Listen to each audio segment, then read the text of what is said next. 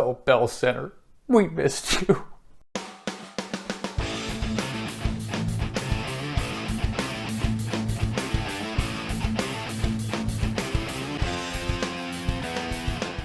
Welcome to the Drew Deeks Show post-game edition. The Montreal Canadiens win 4-2 over the Calgary Flames in their home opener. To say they do a great job on the home opener at the Bell Center every year is obviously an understatement. And even without fans, without les partisans in the building, the Canadiens still hit it out of the park with an amazing, amazing intro, which of course led to healthcare workers, frontline workers, introducing each and every one of the Montreal Canadiens players. An unbelievable touch from the organization.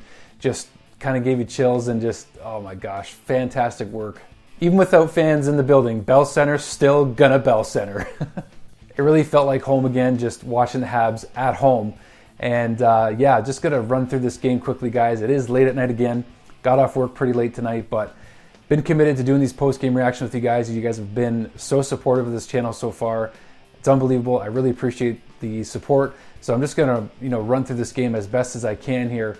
And Montreal coming out victorious, of course, in the home opener, but how they did it was interesting. Calgary looked like they had a good bit of jump in the beginning of this game, and yet Montreal gets the first power play.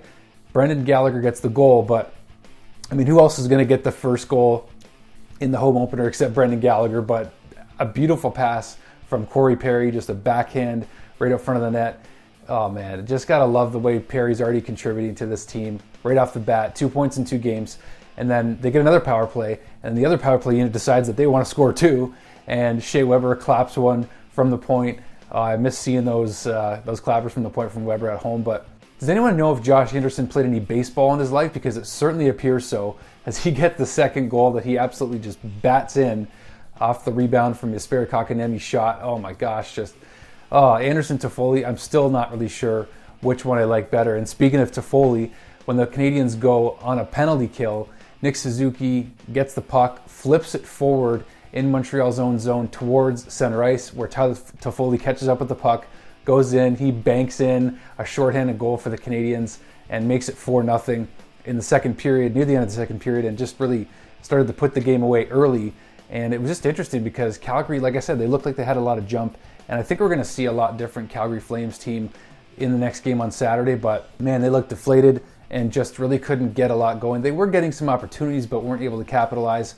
Near the end of the game, Nesterov has basically an open net. Now, he's a defenseman, but he gets right up to Carey Price, and it's an easy tuck-in goal. He made the right move. He deked out Price, but just couldn't beat the post. And then from there, it was so close to Carey getting the shutout. Another opportunity for Carey to get a shutout this early in the season, and it's squandered. As the Canadiens, they do allow a goal. Of course, it's got to be Lucic, sorry. Of course, it's got to be Lucic. And then the shutout bid is gone. And after that, Claude Julien, feeling sorry for Carey Price, challenges offside on the play. And it was a little close, but sure enough, the goal counts, and Montreal's penalized. And of course, they score another goal to make it 4-2 Montreal. A little bit of the rough stuff in this one again. It looks like Matthew Tkachuk didn't get enough of it the other night against the Leafs at the end of the game when Jake Muzzin flipped the puck at him, but Ben Chiarot and him get into a scrap right up front of Carey Price. It really kind of was initiated by Chiarot. He high-sticked Tkachuk, which went undetected by the refs. They kind of continued on in the scuffle, but have any of you guys seen Shawshank Redemption? That's my question for you, because I was reminded of a line from Shawshank where Andy Dufresne is explaining to a prisoner who continually keeps getting busted and arrested and doing jail time, and he's telling him, he's like, I don't think you're a very good crook. Maybe you should try something else. So in this case, maybe Matthew Tkachuk, he's not very good at fighting, so maybe he should try something else. Just a thought. Another thought that kind of came to my head after this Montreal win tonight. I know some fans are getting a little overhyped about the Canadiens being tied. Actually, apparently they're in first place now in the North Division. But, I mean, it's only, 7 games in. There's nothing to get too hyped about. But the truth, though, is that this team is unrecognizable from the team that was 24th place last year. So that's a fact that I think a lot of folks would have a hard time arguing with. But I just hope that whoever comes out top of this division gets the credit they deserve. Because Tampa Bay winning the Stanley Cup in the bubble, yeah, it wasn't ideal, of course, but they deserved every bit of it. The hockey was competitive. And I just hope that whoever comes out of each division and eventually makes their way to the Stanley Cup, what if it's the Canadiens? What if it's whoever? I just feel like they may not get the credit they deserve. And that's kind of a disappointing thought, but I mean, that's up to whoever wants to decide that. But anyway, this is going to be a short one tonight, guys. A late one, but committed to you guys to do these episodes. It's been a blast. You guys are amazingly supportive.